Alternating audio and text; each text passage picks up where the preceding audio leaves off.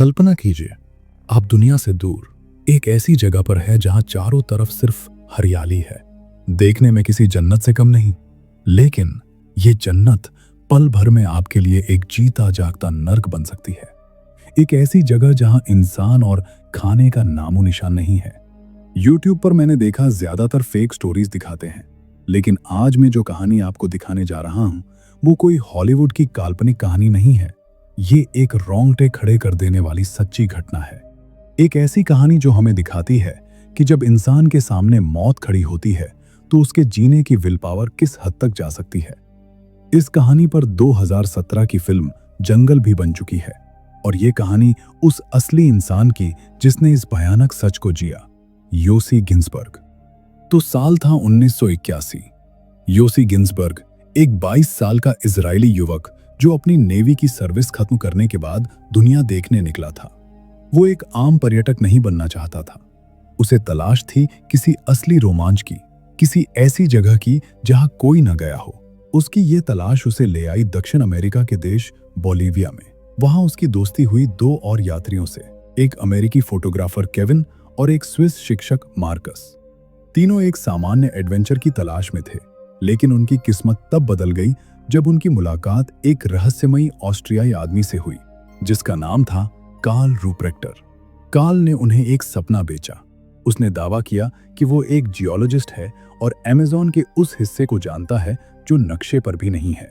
उसने उन्हें सोने की खोज और एक ऐसी लॉस्ट ट्राइब से मिलवाने का लालच दिया जिसे बाहरी दुनिया ने कभी नहीं देखा था। योसी, जो हमेशा से एक ऐसी ही अनोखी यात्रा का सपना देखता था, तुरंत तैयार हो गया। उसने केविन और मार्कस को भी मना लिया। उन्हें अंदाजा भी नहीं था कि वे जिस गाइड पर भरोसा कर रहे हैं वो उन्हें सीधे मौत के मुंह में ले जा रहा है। शुरुआत में यह यात्रा किसी सपने जैसी थी।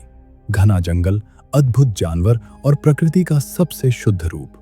लेकिन अमेज़न अपनी सुंदरता की कीमत मांगता है। जैसे जैसे वे जंगल में गहरे उतरते गए, उनकी मुश्किलें बढ़ती गईं।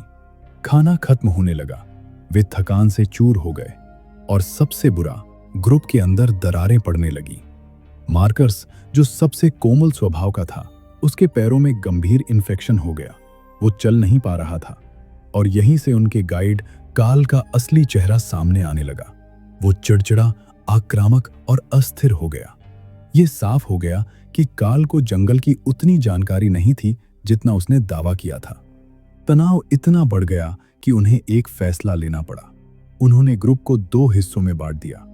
तय ये हुआ कि कार्ल और घायल मार्कस पैदल वापस लौटने की कोशिश करेंगे, क्योंकि कार्ल ने कहा कि वो रास्ता जानता है।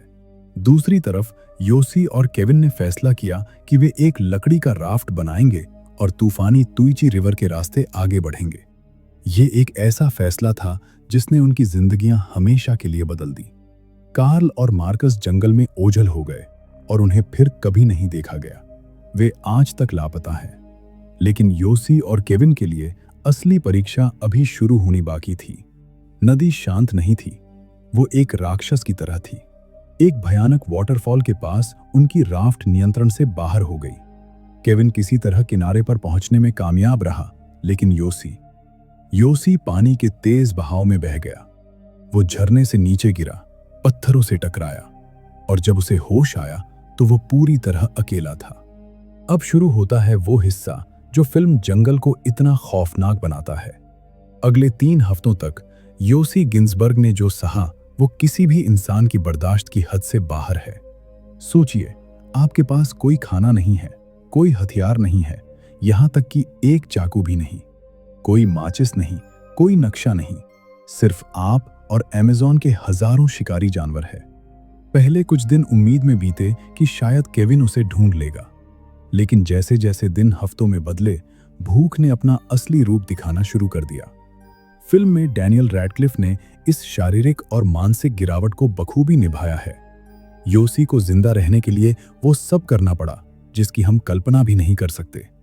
उसने मरे हुए बंदर का मांस खाया, पक्षियों के कच्चे अंडे पिए, और जब कुछ नहीं मिला तो जंगल के कीड़े मकोड़े खाकर पेट भरा।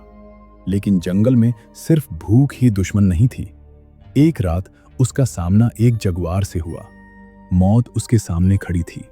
योसी के पास लड़ने के लिए कुछ नहीं था, सिर्फ उसकी चीख और एक लाइटर का स्प्रे था। किसी चमत्कार से वो बच गया। सबसे विचलित करने वाला दृश्य वो था जब उसे एहसास हुआ कि वो अकेला नहीं है। उसके शरीर के अंदर भी कुछ है। उसके माथे पर एक फोड़ा हो गया था। दर्द असहनीय था। जब उसने उसे देखा तो पाया कि उसके अंदर एक परजीवी कीड़ा, बॉटफ्लाई लार्वा, पल रहा था। बिना किसी डॉक्टरी मदद के उसने खुद उस कीड़े को अपने माथे से बाहर निकाला। यह सीन इतना वास्तविक है कि इसे देखते समय आप अपनी आंखें बंद कर लेंगे। दिन बीतते गए। लगातार बारिश, कीचड़ और अकेलेपन ने योसी के दिमाग पर असर करना शुरू कर दिया। उसे हाल्यूसिनेशंस होने लगे। उसे लगा कि उसे बचाने के लिए हेलीकॉप्टर आया है। एक रात उसे एक लड़की दिखाई दी जिसके साथ उसने बातें की, सिर्फ ये महसूस करने के लिए कि वो उसका अपना ही भ्रम था। वो शारीरिक रूप से एक कंकाल बन चुका था। उसके पैरों का मांस गल चुका था। वो अब और नहीं चल सकता था। उसने हार मान ली थी। वो मरने के लिए तैयार था। लेकिन इस कहानी में एक हीरो और था, केविन। केविन जो किनारे पर पहुंच गया था, उसे स्थानीय लोगों ने बचा लिया था। वो सुरक्षित था और अपने देश वापस जा सकता था। लेकिन उसने अपने दोस्त को छोड़ने से इनकार कर दिया। लोग उसे पागल कह रहे थे।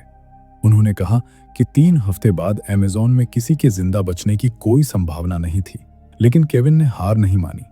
उसने एक अनुभवी स्थानीय नाविक को किराए पर लिया और योसी की तलाश में वापस उस नर्क में गया।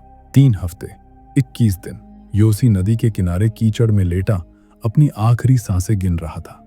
तभी उसे एक आवाज सुनाई दी, एक इंजन की आवाज। उसे लगा ये फिर कोई भ्रम है, लेकिन इस बार यह सच था। केविन की नाव कोने से मुड़ी। वो पल जब केविन की नजर उस कंकाल जैसे दिख रहे इंसान पर पड़ी और उसे एहसास हुआ कि वो योसी है। वो सिनेमा के इतिहास के सबसे भावुक पलों में से एक है। ये एक चमत्कार था। योसी गिन्सबर्ग बच गया। उसे ठीक होने में महीनों लग गए, लेकिन वो बच गया। दुख की बात यह है कि कार्ल और मार्कस कभी नहीं मिले। बाद में पता चला कि कार्ल रूप्रेक्टर एक वांटेड क्रिमिनल था जो पर्यटकों को ऐसे ही खतरनाक रास्तों पर ले जाकर धोखा देता था। जंगल सिर्फ एक फिल्म नहीं है, ये मानव आत्मा की सहन शक्ति का प्रमाण है। ये हमें सिखाती है कि जब सब कुछ खत्म हो जाता है, तब भी हमारे अंदर एक छोटी सी चिंगारी बाकी रहती है जो हमें एक और दिन जीने के लिए मजबूर करती है। योसी गिन्सबर्ग आज एक मोटिवेशनल स्पीकर हैं और अपनी कहानी दुनिया भर में साझा करते हैं। तो दोस्तों, ये थी कहानी अमेज़न के उस भयानक सच की।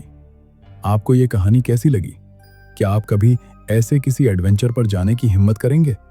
नीचे कमेंट्स में जरूर बताएं। अगर आपको यह वीडियो पसंद आया और आप ऐसी ही और सच्ची सर्वाइवल कहानियां देखना चाहते हैं तो इस वीडियो को लाइक करें और एनिमल डिकोड को सब्सक्राइब करना न भूलें।